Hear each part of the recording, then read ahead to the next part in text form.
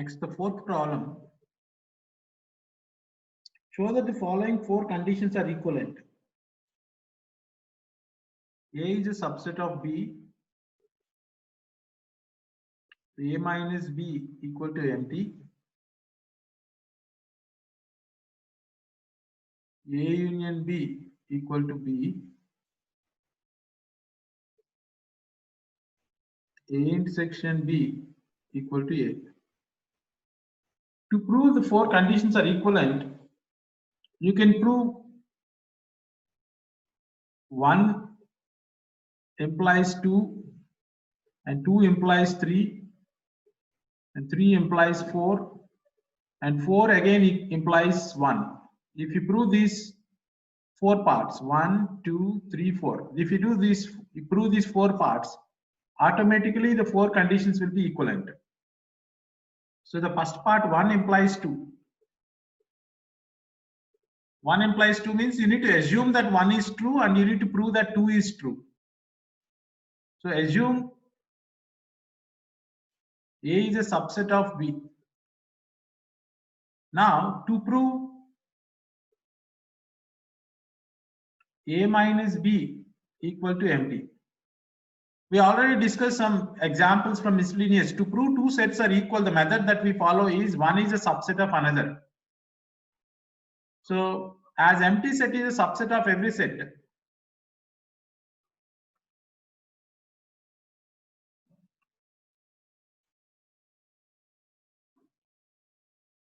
empty set is a subset of A minus B. So first part over for the proof. Next, second part is A minus B is empty. That's what you need to prove. A minus B is empty. Let X belongs to A minus B. That implies X belongs to A and X does not belongs to B. That's what the definition of A minus B. A minus B definition is set of all elements in A but not in B. That implies X belongs to A. See, A is a subset of B is the assumption. So when X belongs to A is there, automatically X belongs to B. We wrote X belongs to A, we replace X belongs to A with X belongs to B since A is a subset of B.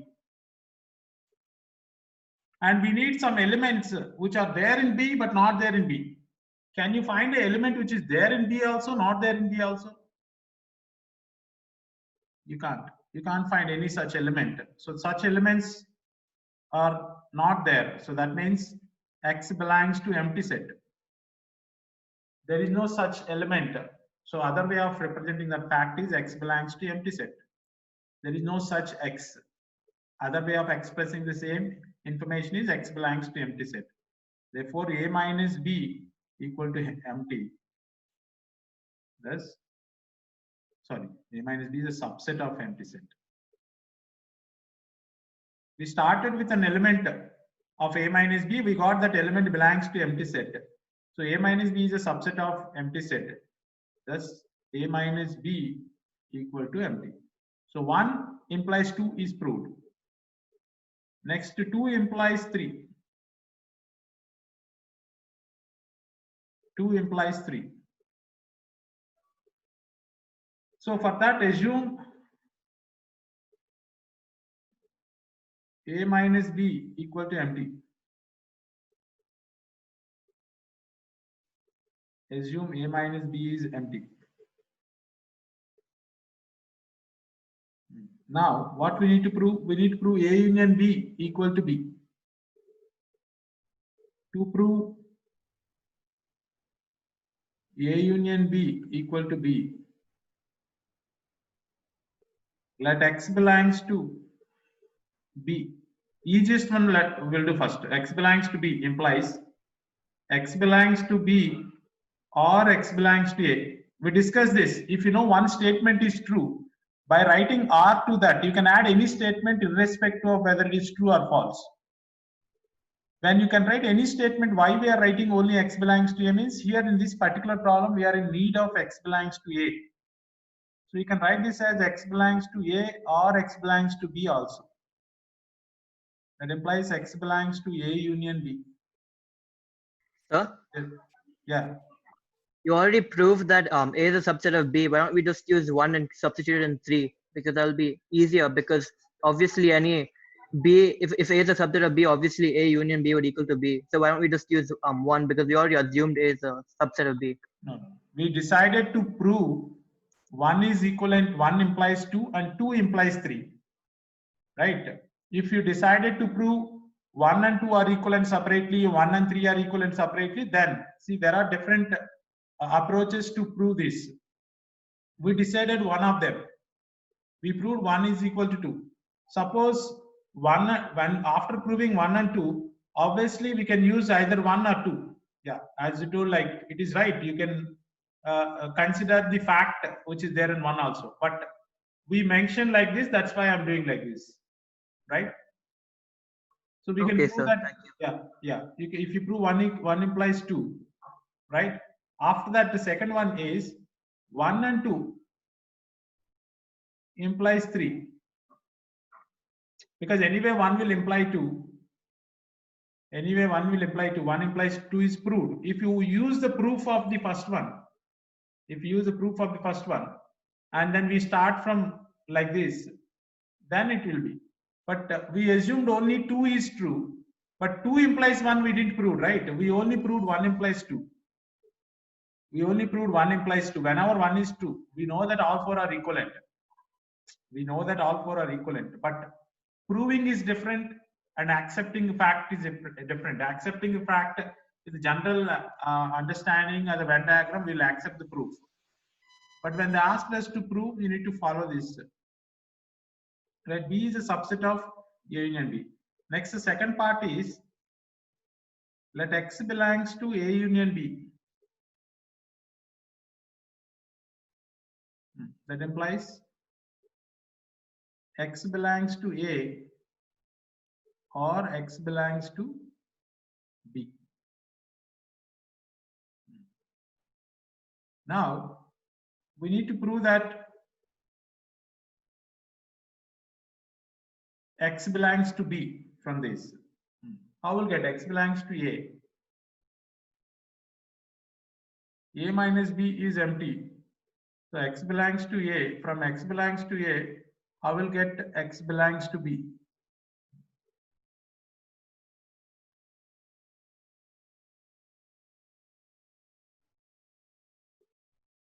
X belongs to A or X belongs to B is there.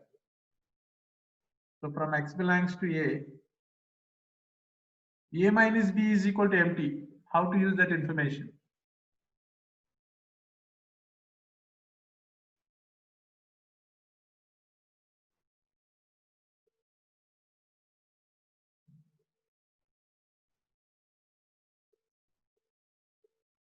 So X belongs to A can be written as X belongs to A minus B, or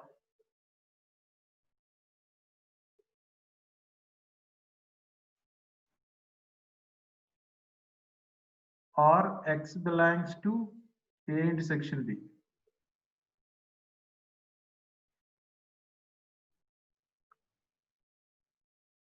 Because since A is equal to A minus B, A is equal to A minus B union A intersection B. A is equal to A minus B union A intersection B is a well-known fact.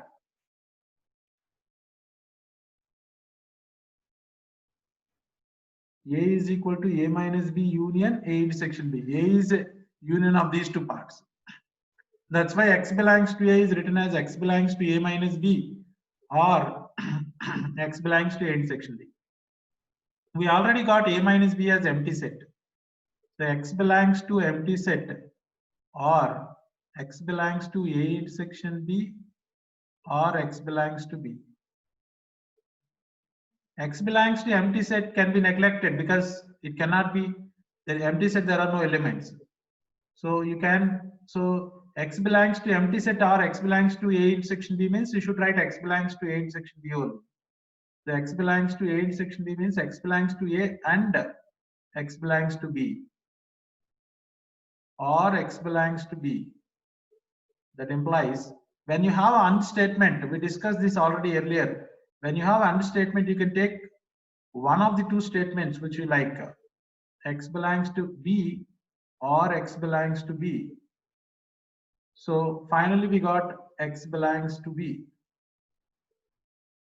So finally we got x belongs to B. X belongs to B or x belongs to B is x belongs to B. Therefore, A union B is a subset of B.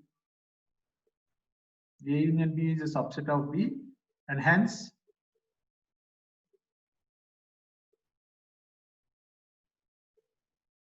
A union B is equal to B.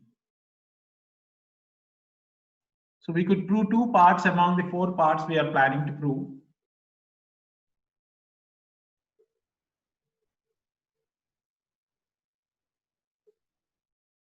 Next, the third part.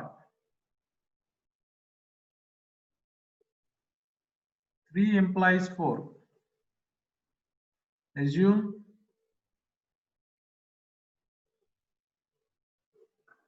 A union B equal to B. Assume A union B equal to B. And to prove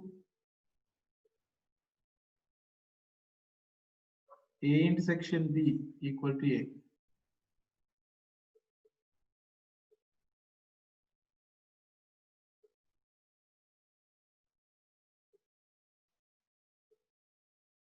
Right? So we assume that A union B is equal to B, and we need to prove that A intersection B is equal to A. So to prove A intersection B is equal to A, we start with let x belongs to A intersection B. That implies x belongs to A and x belongs to B. That implies x belongs to A. We conclude that A is a subset of, A intersection B is a subset of A. Next, the second part, let x belongs to A. That implies x belongs to A. When you have one statement with R, you can write anything. X belongs to A or x belongs to B.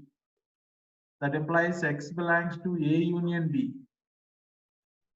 That implies x belongs to B because they are given A union B is B.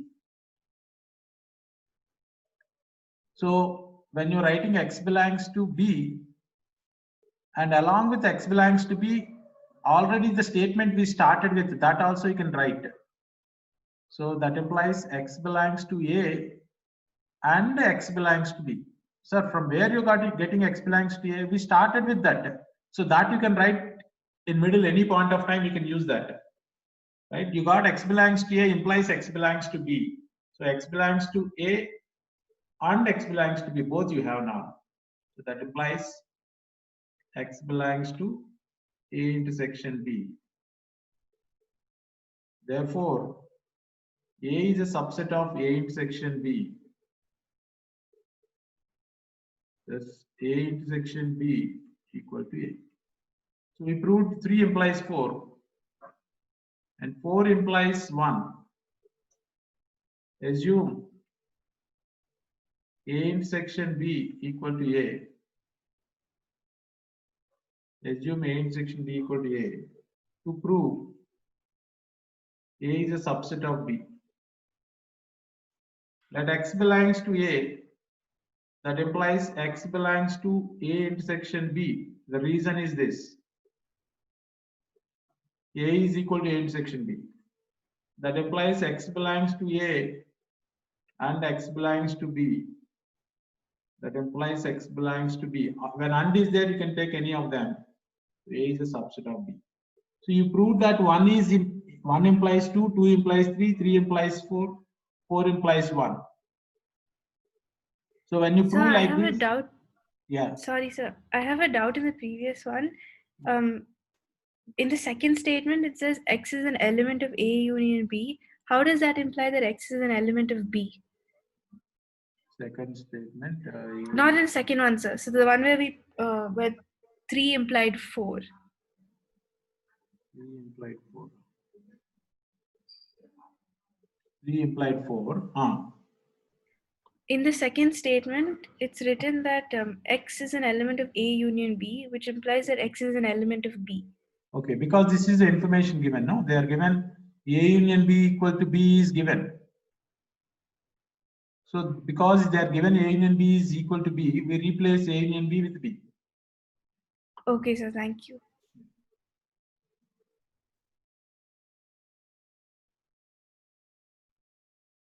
Right? We'll move to the next question.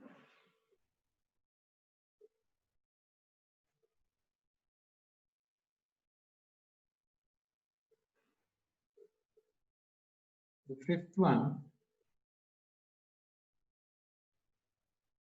Show that if A is subset of B, so that means given A is a subset of B, to prove C minus B is a subset of C minus A. That's what they're asking us to prove. So to prove one is a subset of another, you should start with arbitrary element. Let X belongs to C minus B. That implies, according to the definition of difference of sets, X belongs to C minus B implies X belongs to C and X does not belongs to B.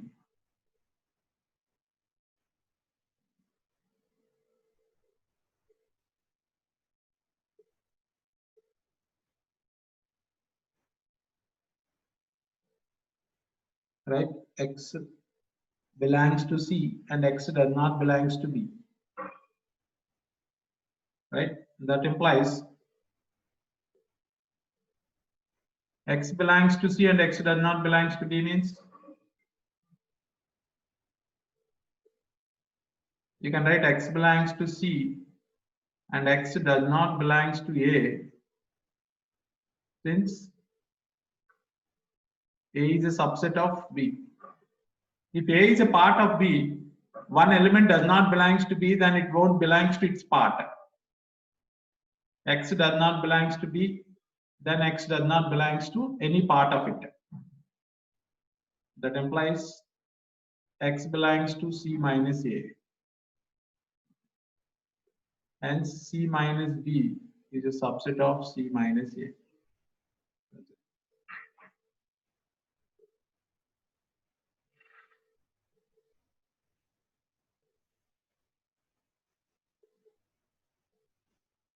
Right? Next, the sixth one. So I didn't get how you could put subset in this question. They are Like, given how now. did you come to the last statement? See, I started with one element in C minus B and I ended up with that same element belongs to another set. X belongs to P implies X belongs to Q. If I could prove this, I'll conclude P as a subset of Q. So you can say they're equal sets also, or you could say P is a superset of Q as long as X is there in both, right? No, no, no, no, no, no. It is not X is there in both. I started with elements of X, A, P, and I got only the elements of P are there in Q. I don't know whether elements of Q are also there in P. Suppose Karnataka, elements of Karnataka, I took any element from Karnataka, I took any person who is living in Karnataka, I got that that person is living in India. So I got that confirmation. I will conclude that Karnataka is a subset of India. But just with that information, I can't conclude that India is a subset of Karnataka. No.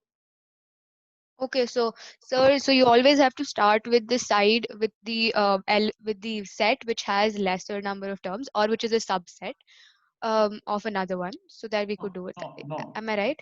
No, not with a lesser number of elements. You should always start with this set which they are asking us to prove is a subset of another set. Suppose someone asks, that's what I meant. Someone asks you to prove that India is a subset of Karnataka. Assume that. Someone asks you to prove that India is a subset of Karnataka. Of course, it is not true. But when they ask you to prove India is a subset of Karnataka, obviously you will start with an element from India and you try to prove it is also an element of Karnataka, of course you will fail to prove. But you start with an element of India because they asked us to prove India is a subset of Karnataka. So you won't start from the fact, you'll start from what they're asking. They're asking the first set is a subset of second set, then you'll start from an arbitrary element of the first set. Understood, sir. Thank you. Next, the sixth question, question number 6. Assume that P of A is equal to P of B.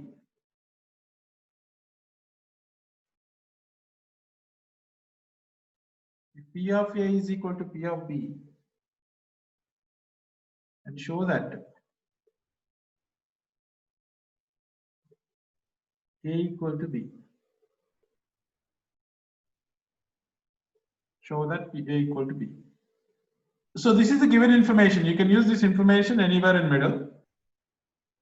Again, the same logic. To prove two sets are equal, we start proving one set is a subset of other. So to show this, what we decided to prove it as A is a subset of B and B is a subset of A.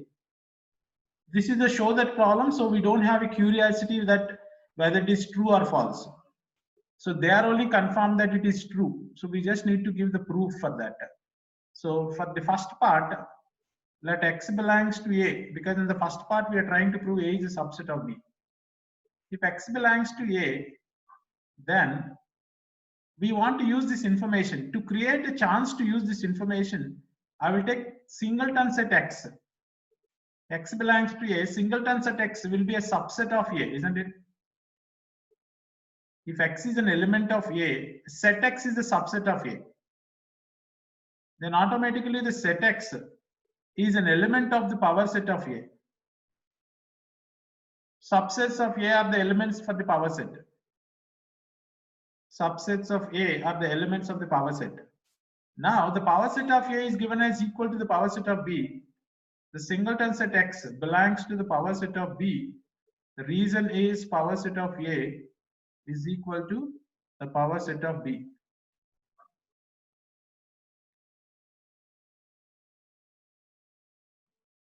That implies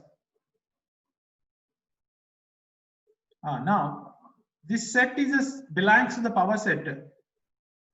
The set belongs to the power set. So automatically the set belongs to the power set means the set is a subset of B. A set belongs to the power set only if that set is a subset of the corresponding set B. That implies a set singleton set X is a subset of B means the elements of it are belongs to that set. X belongs to B. You started with X belongs to A and you ended with X belongs to B. A is a subset of B. And this is part 1. Part 2. Let X belongs to B. That implies the set X belongs to set X is subset of B. And the set X is belongs to the power set of B. Again, using the same fact that the power set of B and power set of A are equal, the set X belongs to the power set of A. That means the set X is a subset of A. That means the X belongs to A and conclude that B is a subset of A. Hence, A equal to B. Sir, Yeah. what is this? What is the symbol in the brackets? The first thing, the two dots on top and the dot on the bottom. Yeah, that one. Since. Okay. Because That is- and the opposite is therefore, right? Therefore, this is therefore, and that is since. Okay. Sir, is it established from before that if A is subset of B and B is subset of A, that A is equal to B? Is there like a proof for that? I know by like logic it makes sense, but is that it? Yeah, that's it by logic. If every element, it's not by logic also, it's from the definition of equality of sets. It's from the definition of equality of sets. What is the definition of equality of set? Two sets A and B are said to be equal if they have same elements. if they have same elements. When every element of A is present in B and every element of B is present in A, obviously they will be having same elements, right? Yeah. Yeah. Yes, sir. Yes. Okay.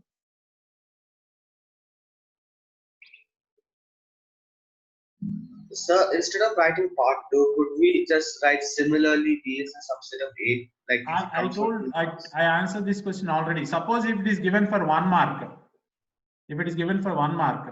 then you just can write similarly. But anything more than 1 mark, if it is given, you should write both the parts. Okay, sir.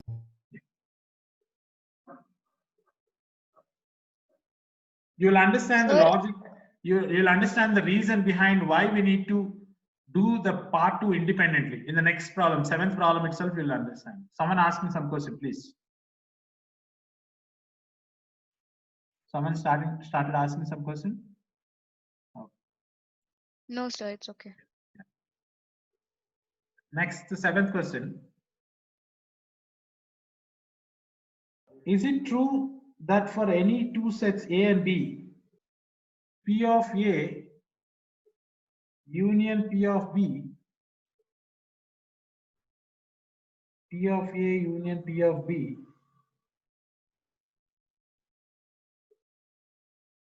equal to P of A union B?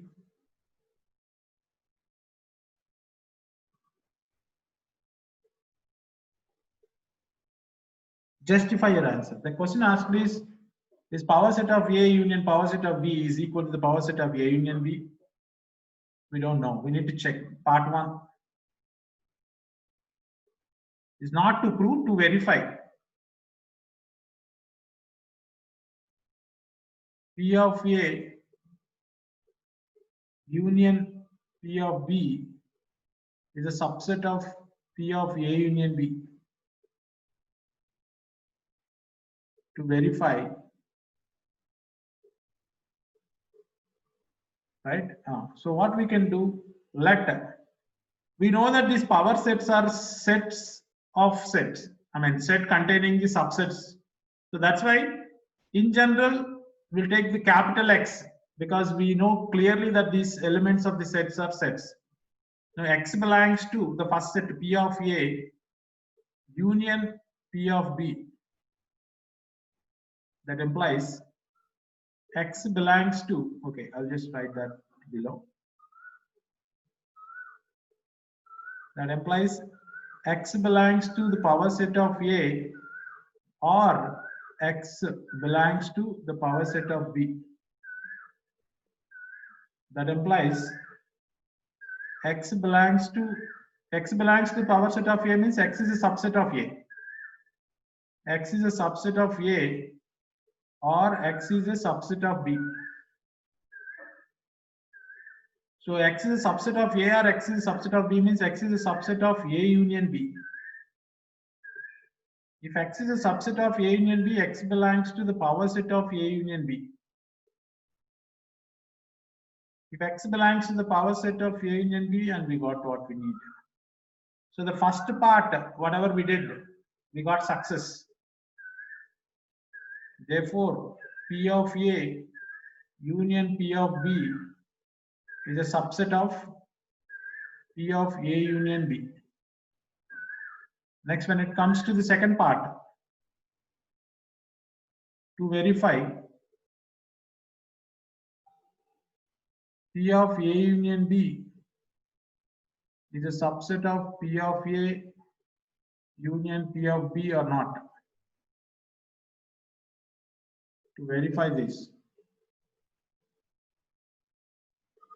let X belongs to the power set of A union B. That implies X is a subset of A union B. That implies if X is a subset of A union B, can you write X is a subset of A or X is a subset of B? Yes, sir. Yes. How? Because it will be or. Okay, my bad then. No. Why not, sir? Why not? I'll give one example. Suppose your 11th grade having 4 sections, or like, let us take only 2 sections, 11A and 11B, right? And assume that there are only 2 sections in 11th grade. So A union B will be basically the 11th grade. Let X, the set X, be the set of all football players of 11th grade. Now, set of all football players of 11th grade is a subset of 11A union 11B. So with that, can you confirm that the set of all football players is of 11th grade is a subset of 11A or 11B? Is it compulsory? All No, football it can players be should be a both. subset of 11A? No. Not required, right? You can get some elements, some students from 11A, you can get some students from 11B. So then set of all football players is neither a subset of A nor a subset of B, but still it is a subset of union. So if X is a subset of union, you can't say that X is a subset of A or X is a subset of B. Unless you say that X is a subset of A or X is a subset of B, you can't get the conclusion that X belongs to B. So X may or may not be subset of A or B. For example, you can give an example also instantly. A is equal to 1, 2, 3. B is equal to 3, 4, 5. X equal to, so 1, 3, 4. So X is a subset of A union B, but X is not a subset of A. At the same time, X is not a subset of B. X is neither subset of A nor subset of B. Therefore, part 2 is wrong. Now, some people who are keep asking that part 1 similarly I'll write, similarly I'll write. They will understand now why you can't write similarly.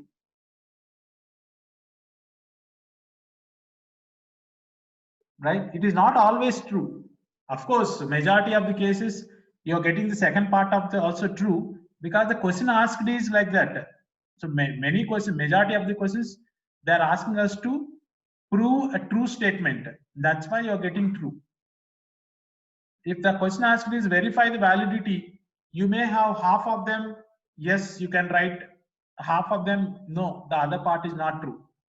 So to decide, your work is to decide that. So there you can't taken it for like just it is true the other part also.